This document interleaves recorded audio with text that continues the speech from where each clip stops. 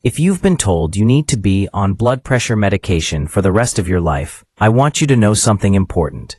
That might not actually be true. And today, I'm going to show you 4 specific steps that can help you lower your blood pressure naturally and potentially get off those medications completely. Hey, everyone, I'm Dr. Michael Richardson, a nutritionist who helps people balance their blood sugar, improve their metabolic health, and understand their bodies on a deeper level. And if you watched my last video on insulin resistance and how it affects your cardiovascular system, you'll know that blood pressure doesn't exist in a vacuum. Everything in your body is connected, and that's exactly what we're going to talk about today. Now here's the thing that really frustrates me. Most people think high blood pressure is just something that happens as you get older. You hit 50, your pressure goes up, you get prescribed Lisinopril or some other ACE inhibitor, and that's just your life now. Take a pill every morning, monitor your numbers, and hope for the best. But that's not addressing the root cause. That's just managing symptoms. And I'm going to be very direct with you here. Your body didn't just randomly decide to raise your blood pressure because you had a birthday. There's a reason it's doing this. And until we address that reason, we're just putting a band-aid on a bullet wound. The biggest misconception I see with blood pressure is that people think it's primarily about salt. Cut the salt, lower the pressure, problem solved. Right? Wrong. Now don't get me wrong, sodium does play a role, and we'll talk about that.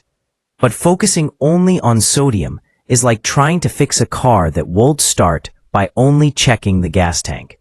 You might be missing the actual problem. Your blood pressure is regulated by an incredibly complex system involving your kidneys, your hormones, your blood vessels, your nervous system, and yes, your diet. But it's so much more than just salt. Let me explain something that most doctors won't tell you because frankly, they don't have time in a 15-minute appointment. Your blood vessels are lined with something called the endothelium. Think of it like the inner coating of a garden hose. When that coating is healthy and flexible, blood flows smoothly and your pressure stays normal. But when that lining becomes damaged and inflamed, your vessels become stiff and narrow. It's like trying to push the same amount of water through a kinked, hardened hose. The pressure has to go up. Your body isn't broken. It's responding exactly the way it's supposed to respond to the environment you're giving it. Now here's where it gets really interesting. What causes that endothelial dysfunction? What damages that delicate lining of your blood vessels? This is the part that nobody talks about. It's chronic inflammation. It's oxidative stress. It's insulin resistance. It's all the metabolic dysfunction that's been building up in your body for years, probably decades. Your high blood pressure isn't the disease. It's the symptom. It's your body's response to an underlying problem that's been ignored for too long. Let me break this down even further, because this is crucial for understanding how we're going to fix this. When you eat a diet high in processed foods, refined carbohydrates, and sugar, which, let's be honest, is the standard American diet, your blood sugar spikes repeatedly throughout the day. Every time that happens, your pancreas pumps out insulin to bring that sugar down. Over time, your cells become resistant to that insulin. They stop listening to it, so your pancreas makes even more insulin. You end up with chronically elevated insulin levels, even when your blood sugar looks normal. This chronic hyperinsulinemia does several things that directly raise your blood pressure. First, insulin tells your kidneys to hold on to sodium and water. More fluid in your system means more pressure. Second, insulin activates your sympathetic nervous system, the fight or flight response, which constricts your blood vessels. Third, insulin promotes the growth and thickening of the smooth muscle cells in your artery walls, making them stiffer and less flexible. And fourth, insulin increases oxidative stress and inflammation, which damages that endothelial lining we talked about. Do you see what I'm saying here? Your blood pressure medication is lowering your pressure by forcing your blood vessels to relax, or by making your heart pump less forcefully, or by making you pee out more fluid. But it's not addressing any of these underlying mechanisms. It's not reducing your insulin levels. It's not healing your endothelium. It's not reducing inflammation. It's just artificially lowering the pressure while the actual disease process continues unchecked. Now let me talk about another piece of this puzzle that's absolutely critical but almost never discussed. Potassium. Everyone focuses on lowering sodium, but the ratio of sodium to potassium is actually far more important than your absolute sodium intake. Your cells need both of these minerals to function properly. They work together like a seesaw. Sodium on one side, potassium on the other. In a healthy body, they're in balance. But in the modern diet, we get massive amounts of sodium from processed foods and almost no potassium because we're not eating enough whole foods, especially vegetables. Potassium does something remarkable for your blood pressure. It helps your body excrete excess sodium. It relaxes your blood vessel walls. It reduces the tension in your cardiovascular system. Studies have shown that increasing potassium intake can lower blood pressure just as effectively as cutting sodium, sometimes even more so. But nobody talks about this because there's no money in telling people to eat more vegetables. There's no pharmaceutical company making billions of dollars from spinach and avocados. Here's another factor that's massively underappreciated: magnesium. This mineral is involved in over 300 biochemical reactions in your body. It's a natural calcium channel blocker, which is actually what some blood pressure medications try to mimic. Magnesium relaxes your blood vessels, reduces inflammation, and improves insulin sensitivity. And guess what? Most people are deficient in it. The soil our food grows in is depleted. We're stressed all the time, which burns through magnesium. We drink too much coffee and alcohol, which depletes magnesium. And we don't eat enough magnesium-rich foods like leafy greens, nuts, seeds, and dark chocolate. Now I want to talk about something that might surprise you: nitric oxide.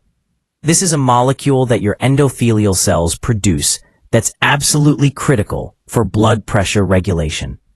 Nitric oxide is a potent vasodilator, meaning it relaxes and widens your blood vessels. When your endothelium is healthy, it produces plenty of nitric oxide and your blood pressure stays normal.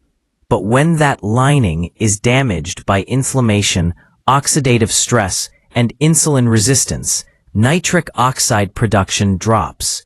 Your vessels constrict, your pressure goes up. Here's the fascinating part: you can boost nitric oxide production through your diet. Leafy greens and beets are loaded with nitrates, which your body converts to nitric oxide. This is why studies have shown that drinking beet juice can lower blood pressure within hours. It's not magic, it's biochemistry. You're giving your body the raw materials it needs to produce the molecules that regulate blood pressure naturally. And we need to talk about the role of stress and your autonomic nervous system. Your body has two modes: sympathetic, which is fight or flight, and parasympathetic, which is rest and digest. When you're chronically stressed, whether that's from work, relationships, financial pressure, or even just being constantly connected to your phone and the news cycle, your body stays in that sympathetic state. Your blood vessels stay constricted. Your heart rate stays elevated. Your blood pressure stays high. This isn't psychological. This is physiological. Your nervous system is directly controlling your blood pressure, moment to moment. Sleep is another huge factor that almost nobody connects to blood pressure. When you don't sleep well, several things happen. Your stress hormones like cortisol stay elevated. Your insulin sensitivity decreases. Your appetite hormones get thrown off, and you crave more sugar and carbs. Your body doesn't have time to repair and regenerate. All of this contributes to higher blood pressure. There are studies showing that even one night of poor sleep can raise your blood pressure the next day. Chronic sleep deprivation is basically giving yourself high blood pressure on purpose. Let me tell you something else that's really important. Visceral fat. This is the fat that accumulates around your organs, particularly in your belly. This isn't just inactive storage tissue. Visceral fat is metabolically active. It pumps out inflammatory molecules called cytokines. It releases free fatty acids that interfere with insulin signaling. It produces hormones that mess with your blood pressure regulation. When you have excess visceral fat, you essentially have an inflammatory factory sitting in the middle of your body, constantly working to raise your blood pressure. Now here's where this all comes together. All of these factors feed into each other. Poor diet leads to insulin resistance. Insulin resistance leads to more visceral fat. More visceral fat leads to more inflammation. More inflammation damages your endothelium and reduces nitric oxide production. Poor sleep and chronic stress make all of it worse. Low potassium and magnesium mean your body can't regulate blood pressure properly, even if everything else was perfect. It's a vicious cycle, and breaking that cycle is how we actually fix high blood pressure instead of just masking it with medication. I want to be clear about something before we get into the action steps. I'm not saying medication is always bad or that everyone should throw away their pills. If your blood pressure is dangerously high right now, medication might be necessary to prevent a stroke or heart attack while you work on the underlying causes. But medication should be a bridge, not a destination. It should be temporary support while you fix the actual problem. And for most people with high blood pressure, especially if it's mild to moderate, these dietary and lifestyle changes can be enough to bring it down naturally and safely. All right, let's get into the 4 steps. These aren't quick fixes or life hacks.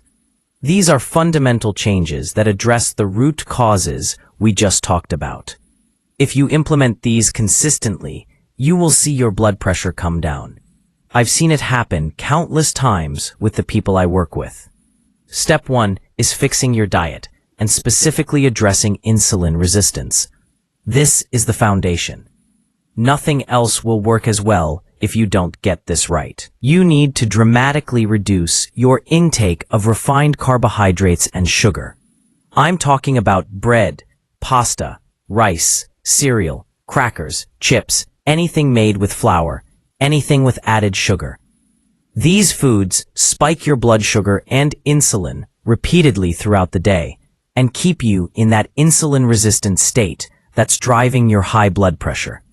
Instead, you want to focus on whole, unprocessed foods. Your plate should be built around protein and non-starchy vegetables. Meat, fish, eggs, chicken, leafy greens, broccoli, cauliflower, asparagus, zucchini, peppers, mushrooms.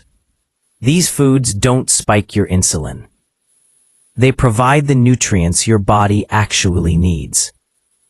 They keep you full and satisfied, so you're not constantly hungry and reaching for snacks. Add healthy fats like olive oil, avocados, nuts, and fatty fish. These fats don't raise insulin either, and they're crucial for hormone production and reducing inflammation. Now, I know what you're thinking. What about fruit? Fruit is natural and healthy, right? Here's the nuance. Fruit contains fructose, which is sugar. If you're insulin resistant and trying to lower blood pressure, you need to be moderate with fruit, especially high sugar fruits like bananas, grapes, and mangoes.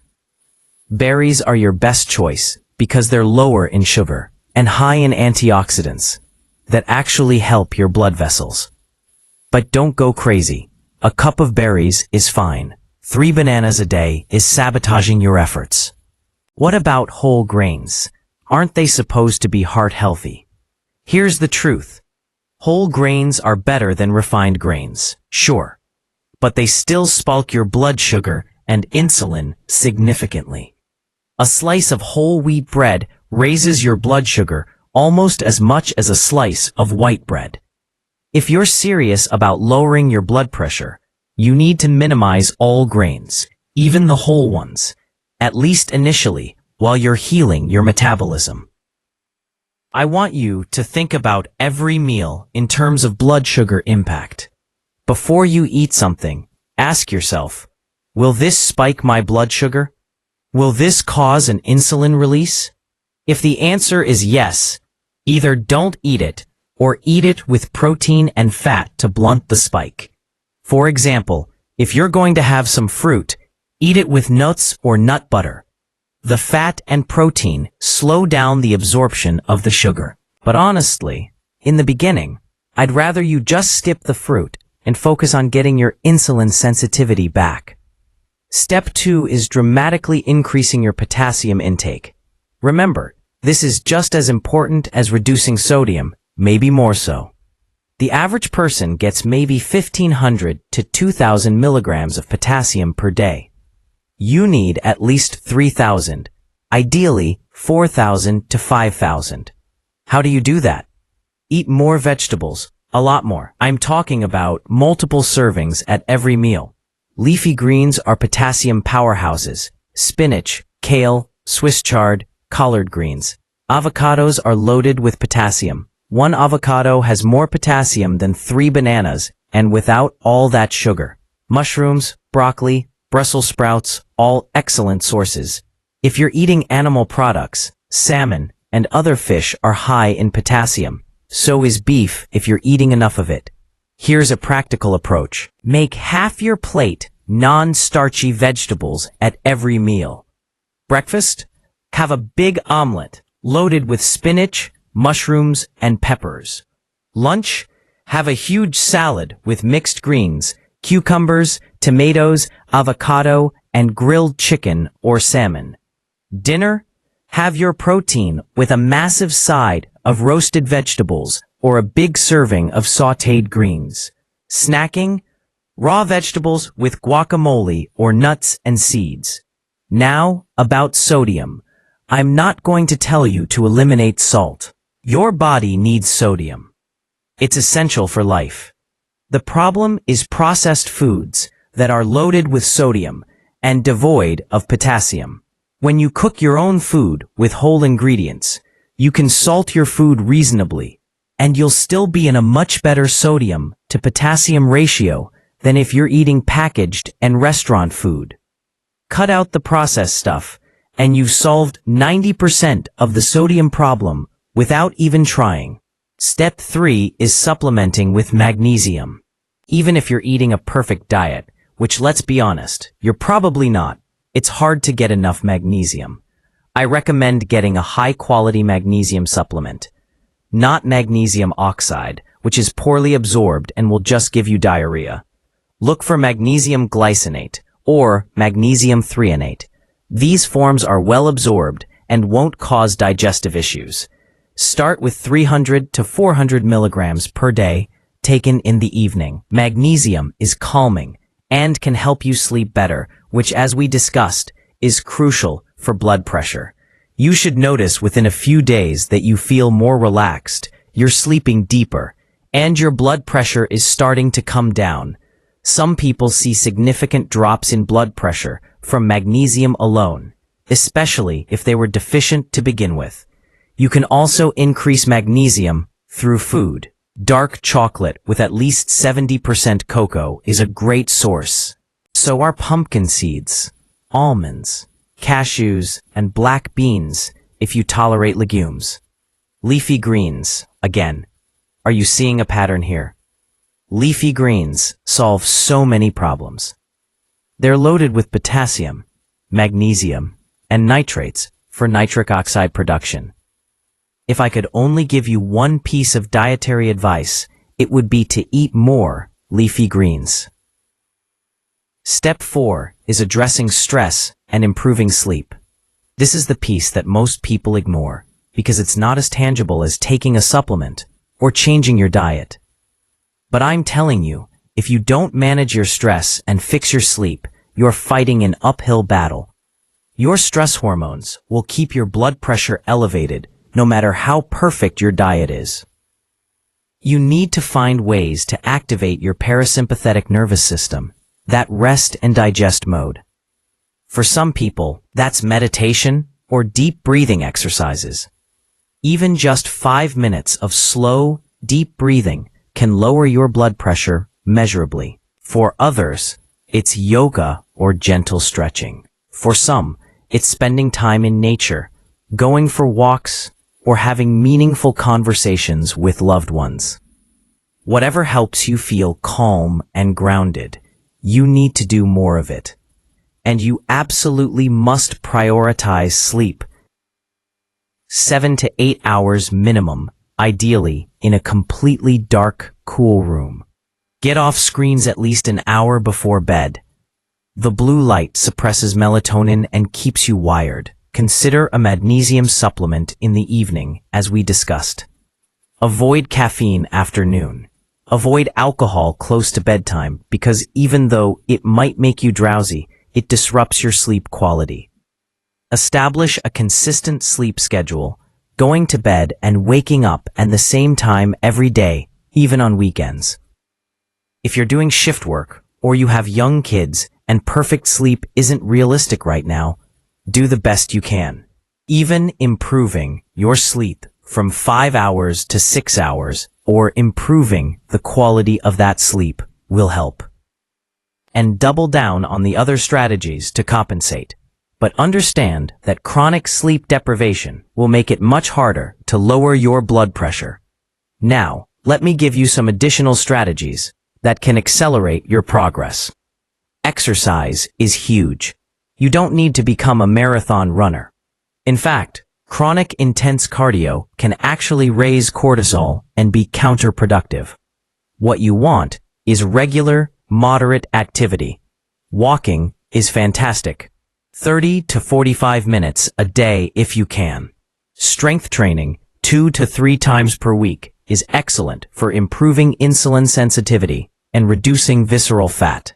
Whatever activity you enjoy and will actually do consistently, that's the right exercise for you. Intermittent fasting can be a powerful tool for improving insulin sensitivity and giving your body a break from constantly processing food. Start simple. Stop eating after dinner and don't eat again until breakfast, giving yourself a 12 to 14 hour overnight fast. As you get more comfortable, you can extend that, maybe eating within an 8-hour window. This isn't about starving yourself. It's about giving your body time to heal and reset without constant insulin spikes. Consider adding more nitrate-rich foods to your diet. We talked about beets earlier. Arugula is actually the highest dietary source of nitrates. Dark leafy greens, like spinach and kale, are also excellent. These foods boost nitric oxide production and can have a direct, measurable effect on lowering blood pressure.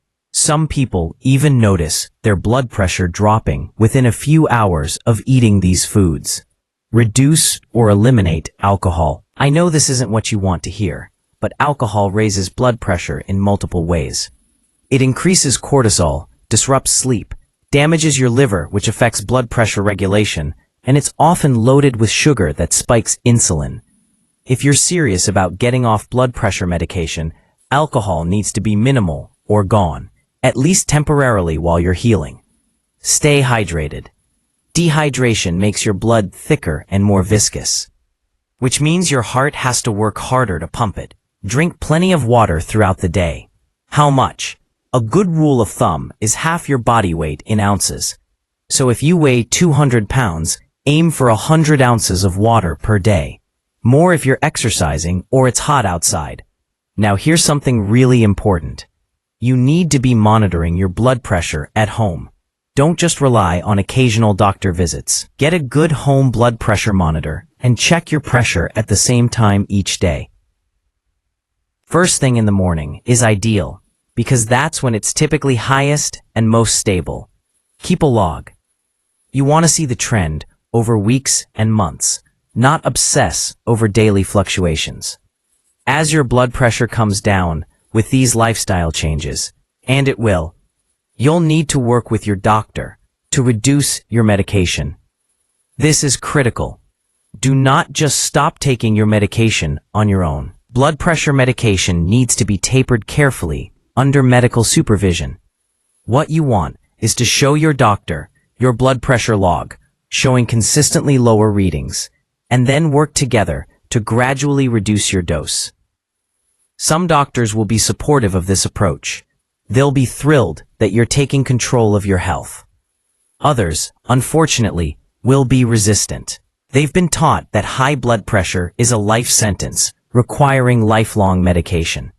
If your doctor won't work with you on this, you might need to find a different doctor, one who understands functional medicine and root cause approaches. This is your health and your body. You deserve a doctor who will partner with you, not just dictate to you. Let me address some common concerns and questions I get. What if my blood pressure is genetic? My parents both had high blood pressure, so aren't I doomed? Here's the thing about genetics. Yes, some people have a genetic predisposition to high blood pressure. But genes aren't destiny. They're possibilities. Whether those genes express themselves depends on your environment and lifestyle. The fact that your parents had high blood pressure probably says more about the lifestyle and diet they passed down to you than the genes themselves. Change the inputs, change the outputs. What if I've been on medication for years or even decades? Is it too late for me? Absolutely not. Your body has an incredible capacity to heal when you give it what it needs. I've seen people in their 60s and 70s who've been on multiple blood pressure medications for 20 years successfully get off all of them by implementing these strategies. It might take longer. You might need to be more patient, but it's absolutely possible. What about white coat hypertension? What if my blood pressure is only high at the doctor's office? This is actually more common than you think, and it's related to that stress response we talked about. For some people, just being in a medical setting triggers their sympathetic nervous system. The strategies we've discussed, particularly stress management and parasympathetic activation, will help with this. And this is another reason why home monitoring is so valuable. It gives you a more accurate picture of your true blood pressure. Can I still eat out at restaurants? Honestly, this is going to be challenging at first. Restaurant food is typically loaded with sodium, unhealthy oils, and hidden sugars. The portions are huge, and the food is designed to be hyperpalatable, meaning you'll overeat. If you're serious about lowering your blood pressure quickly, I'd recommend cooking at home as much as possible, at least for the first few months. Once your blood pressure is down and stable, you can reintroduce occasional restaurant meals. But you'll need to be strategic. Choose restaurants where you can get simply prepared meat and vegetables. Skip the breadbasket and dessert. Ask for dressings and sauces on the side. What about coffee? This is controversial. Caffeine does acutely raise blood pressure for a few hours after you consume it. But for regular coffee drinkers, tolerance develops and the effect is minimal. If you're drinking reasonable amounts, like 1 to 2 cups in the morning, it's probably fine. If you're drinking 6 cups throughout the day, that's a problem and you need to cut back. Also, pay attention to what you're putting in your coffee. If you're loading it with sugar and flavored creamers, that's spiking your insulin and sabotaging your efforts. I also want to talk about what to expect timeline-wise. Some people see their blood pressure start to drop within days of implementing these changes, especially as they add magnesium and dramatically reduce carbohydrates. For others, it takes weeks or even a few months. This depends on how metabolically damaged you are to start with, how strictly you follow the recommendations, and individual variability. Don't get discouraged if you don't see immediate results. Trust the process. If you're doing these things consistently, your body will respond. You might also experience some temporary side effects as your body adapts. When you cut carbs significantly, you might feel tired or foggy for a few days to a week. This is normal. Your body is switching from burning primarily glucose to burning more fat for fuel. Stay hydrated. Make sure you're getting enough salt and power through. It gets better. You might also lose weight quickly at first. This is mostly water weight as your body sheds the excess fluid it was holding on to due to high insulin. This is actually a good sign. That fluid retention was contributing to your high blood pressure. One more thing I want to emphasize. These strategies work synergistically. Each one individually can help, but when you combine them, the effect is multiplied. Improving your diet lowers insulin and reduces inflammation. That helps your endothelium heal. Better endothelial function means more nitric oxide production. More nitric oxide means lower blood pressure. Better sleep and stress management lower cortisol and reduce sympathetic nervous system activation. That lowers blood pressure and also improves insulin sensitivity. More potassium and magnesium directly relax blood vessels and also support insulin signaling. Everything connects. Everything works together. I know this might seem overwhelming. You might be thinking I have to change my entire diet, take supplements, manage my stress, fix my sleep, and exercise. Yes. I'm not going to lie to you and say there's an easy shortcut. There isn't. But here's what I want you to understand. These aren't sacrifices. These are upgrades. You're not giving up foods you love. You're gaining energy, mental clarity, and freedom from medication and side effects. You're not adding burdens to your life. You're removing the burdens of chronic disease and dependence on pharmaceuticals. And you don't have to be perfect. You don't have to implement everything at once. Start with 1 or 2 changes. Maybe you start by cutting out sugary drinks and processed snacks. Just that one change will start to lower your insulin. Then, add more vegetables to your meals. Then add magnesium. Then work on your sleep. Build momentum slowly and sustainably. This is a marathon, not a sprint. The goal is lasting change, not a quick fix that doesn't stick. Also, give yourself grace. You're going to have days where you eat something you shouldn't, where you don't sleep well, or you're too stressed out to care about any of this. That's fine. That's being human. One meal doesn't define your health. One bad day doesn't erase weeks of progress. Just get back on track with the next meal, the next day. Consistency over time is what matters, not perfection in every moment. Let me share something personal with you. I got into nutrition and metabolic health because I saw so many people, including people I loved, suffering unnecessarily from chronic diseases that could have been prevented or reversed with proper nutrition and lifestyle. The medical system is set up to manage disease, not to create health. Your doctor has maybe 15 minutes with you, and in that time, they're supposed to diagnose your problem, prescribe treatment, and move on to the next patient. They don't have time to explain all of this. They don't have time to coach you through dietary changes. And frankly, many of them don't have the training. This isn't their fault. It's a systemic issue. But you don't have to be a passive victim of this system. You have more power than you realize. Your body wants to be healthy. It's trying to be healthy. But it can only work with what you give it. If you give it inflammation, insulin resistance, and chronic stress, it will break down. If you give it nutrients, rest, and metabolic balance, it will heal. This is true whether you're 30 or 70. It's never too early, and it's never too late to start. I also want to acknowledge that there are barriers some people face. Maybe you have a tight budget, and you think eating healthy is too expensive. Here's the truth. Eggs are cheap. Chicken thighs are cheap. Ground beef is affordable, especially if you buy in bulk.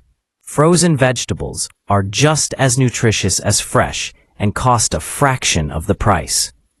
A bag of spinach costs a couple dollars. Potatoes and sweet potatoes are incredibly cheap. You don't need fancy organic grass-fed everything to eat a healthy diet. Yes, those things are ideal, but don't let perfect be the enemy of good. Work with what you have. Maybe you have a demanding job and you don't think you have time to cook. I get it. But here's the thing. Making a simple meal of grilled chicken and steamed vegetables takes 20 minutes. That's less time than waiting for delivery or sitting in a drive-thru. Meal prep on the weekend. Cook a bunch of proteins and vegetables all at once and portion them out. You've got ready-to-eat meals for the week. It's not glamorous, but it works. Maybe you live with family members who don't want to eat this way and you're worried about cooking separate meals or dealing with pushback. This is tough. I won't pretend it's not. But your health has to be a priority. Maybe you can find some middle ground. Cook meals where the protein and vegetables can be the same for everyone, but they can add rice or pasta if they want. Lead by example. As you start to feel better and your blood pressure comes down and you lose weight and have more energy, the people around you will notice. They might become curious. They might want what you have. You might end up inspiring them to make changes too. Let's talk about monitoring your progress beyond just blood pressure numbers. Pay attention to how you feel. Do you have more energy? Is your brain fog clearing? Are you sleeping better? Are your moods more stable? Are you less bloated? These are all signs that your metabolic health is improving, even before your blood pressure fully normalizes. Celebrate these wins. They matter just as much as the numbers on a blood pressure cuff. You might also want to ask your doctor to check some other markers. Fasting insulin is huge. This is one of the earliest indicators of metabolic dysfunction, often becoming elevated years before blood sugar becomes abnormal. If your fasting insulin is high, above 10, that confirms insulin resistance is a problem for you, and these dietary changes are even more critical. Hemoglobin A1C shows your average blood sugar over 3 months. If it's elevated, that's another sign of insulin resistance and future diabetes risk if you don't intervene. Triglycerides and HDL cholesterol ratio is another great marker of metabolic health. High triglycerides and low HDL indicate insulin resistance and increased cardiovascular risk. If you can get these tests done before you start making changes and then retest after a few months, you'll have objective evidence of improvement. This can be really motivating. And if your doctor isn't willing to order these tests, you can order them yourself through online lab services. You deserve to have this information about your own body. Now I want to talk about some specific situations and how to handle them. What if you're already pretty lean and you don't have weight to lose, but your blood pressure is still high? This tells me the issue is more about inflammation, endothelial dysfunction, stress, or mineral imbalances rather than insulin resistance and visceral fat. In this case, really focus on the anti-inflammatory aspects of the diet. Make sure you're getting plenty of omega-3 fatty acids from fish or fish oil. Double down on the leafy greens for their nitrates and antioxidants. Make sure your magnesium and potassium are optimized. Really prioritize stress management and sleep. Consider getting your inflammation markers checked, like high-sensitivity C-reactive protein. What if you're dealing with other health issues or taking other medications? Obviously, I can't give specific medical advice without knowing your full situation. But in general, improving your diet and metabolic health will help virtually any other health condition. The same dietary changes that lower blood pressure also improve diabetes, reduce inflammation, help with autoimmune conditions, support mental health, and reduce cancer risk. But you do need to work with your healthcare provider. especially if you're on multiple medications. Some medications, like diabetes medications, may need to be adjusted as your diet improves or you risk going too low. What about pregnancy? High blood pressure during pregnancy, preeclampsia, is a serious condition that requires medical monitoring.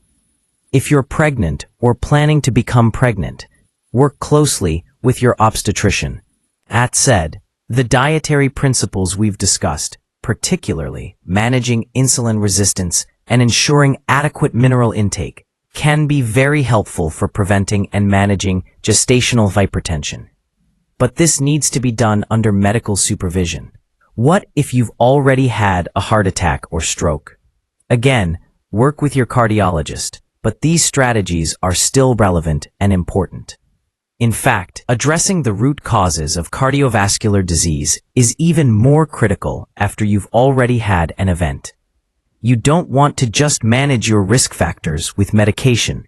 You want to reverse the underlying disease process, so you don't have another event. Many cardiologists are starting to recognize the role of insulin resistance and inflammation in heart disease and are supportive of these dietary approaches. Let me give you some practical meal ideas so you can see what this actually looks like in practice. Breakfast could be a 3-egg omelet with spinach, mushrooms, peppers, and avocado. Or it could be Greek yogurt with a small handful of berries and some nuts. Or it could be leftover dinner from the night before. Who says you have to eat breakfast foods for breakfast? If you're not hungry in the morning, it's okay to skip breakfast and just have coffee or tea. That extends your overnight fast and can be beneficial. Lunch could be a huge salad with mixed greens, cucumbers, tomatoes, bell peppers, grilled chicken or salmon, olive oil and vinegar dressing, and maybe some pumpkin seeds for crunch and magnesium. Or it could be a lettuce-wrapped burger with avocado and a side of roasted vegetables. Or it could be a big bowl of vegetable soup with added protein. Dinner could be grilled steak with a massive serving of sautéed spinach and roasted broccoli. Or it could be baked salmon with asparagus and a side salad. Or it could be chicken thighs roasted with Brussels sprouts and mushrooms. Notice the pattern: protein, lots of vegetables, healthy fats. It's really that simple. Snacks, if you need them, could be a handful of almonds and some raw vegetables, or a hard-boiled egg, or some cheese and olives, or dark chocolate if you want something sweet. But honestly, if you're eating enough protein and fat at your meals, you probably won't need snacks. You'll feel satisfied for hours. I want to address one more misconception. Some people think that because high blood pressure is called the silent killer, they can't trust how they feel, and they need to be on medication just to be safe, even if they feel fine. Here's the nuance. Yes, you can have dangerously high blood pressure without symptoms. That's why monitoring is important. But if you're consistently measuring your blood pressure at home, and it's coming down with these lifestyle changes, you can trust that progress. You don't need to be on medication forever just out of fear. Fear-based medicine leads to overtreatment and unnecessary side effects. The side effects of blood pressure medication are not trivial. ACE inhibitors like Lisinopril can cause a persistent dry cough, dizziness, fatigue, and kidney problems. Beta blockers can cause fatigue, depression, and sexual dysfunction. Diuretics can cause electrolyte imbalances, dehydration, and increased urination. Calcium channel blockers can cause swelling, constipation, and headaches. These medications all have their place for people who truly need them. But if you can avoid them or get off them through lifestyle changes, why wouldn't you? Let me also talk about what happens if you do all of this and your blood pressure still doesn't come down enough. First, make sure you're actually doing all of it. Be honest with yourself. Are you really eating mostly whole foods with minimal carbs? Or are you having cheat meals multiple times per week? Are you really eating several servings of vegetables every day? Or are you having a side salad with dinner? and calling it good? Are you really managing stress and practicing good sleep hygiene? Or are you staying up late scrolling social media and waking up exhausted? If you're genuinely doing everything consistently and your blood pressure is still high after 3 to 6 months, there might be another underlying issue that needs to be addressed. Maybe you have a kidney problem. Maybe you have sleep apnea that's disrupting your sleep even though you're in bed for 8 hours. Maybe you have a hormone imbalance. Maybe you need to dig deeper into gut health or chronic infections or environmental toxins. This is where working with a functional medicine practitioner can be really valuable, because they'll look at the big picture and run more comprehensive testing. But for the vast majority of people, these 4 steps we've discussed will be enough. Fix your diet and improve insulin sensitivity. Increase potassium intake dramatically. Supplement with magnesium. Address stress and sleep. Do these things consistently for 3 to 6 months, and your blood pressure will come down. I've seen it happen over and over again. People who were told they'd be on medication for life are now medication-free with completely normal blood pressure. I want to leave you with this thought. Your body is not your enemy.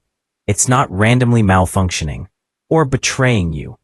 Everything it does, including raising your blood pressure, is an attempt to adapt to and survive the environment you're giving it. When you change that environment, when you give your body what it actually needs and stop giving it what's harming it, it will respond. It will heal. You have so much more control over your health than you've been led to believe.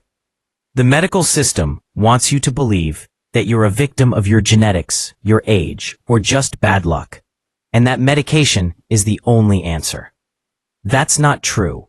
Yes, medication has a role. Yes, some people will need it. But for most people with high blood pressure, especially if it's caught early and isn't severely elevated, dietary and lifestyle changes can be curative, not just management. You can actually fix the problem, not just cover it up. This is empowering, but it's also a responsibility. You have to do the work. Nobody can do it for you. Your doctor can't prescribe you a healthy diet. Your doctor can't make you go to bed on time. Your doctor can't manage your stress for you. These are things only you can control. But that's also what makes it so powerful. You're not dependent on anyone else. You're not waiting for a cure or a new medication. You have everything you need right now to start healing. So here's what I want you to do. Don't try to overhaul your entire life tomorrow. Pick one thing from what we've discussed today. Maybe it's eliminating sugary drinks and processed snacks. Maybe it's adding a big serving of leafy greens to your dinner every night. Maybe it's ordering a magnesium supplement. Maybe it's committing to a consistent sleep schedule. Pick one thing and do it consistently for a week. Then add another thing. Build momentum slowly. Track your blood pressure. Write it down every morning. Watch it trend downward over weeks and months. That tangible evidence of progress will motivate you to keep going. Share your goals with someone who will support you. Maybe it's a spouse, a friend, or an online community. Having accountability helps. And be patient with yourself. You didn't develop high blood pressure overnight. It's been building for years, probably decades. It's going to take some time to reverse it. But every single day that you make better choices, you're moving in the right direction. Every meal matters. Every night of good sleep matters. Every day without excessive stress matters. It all adds up. If you found this helpful and you want to learn more about improving your metabolic health, make sure to check out my previous video on insulin resistance and why it's at the root of so many chronic diseases. Understanding insulin resistance will help everything we talked about today make even more sense. These concepts all build on each other. Thanks guys for watching, and I'll see you in the next one.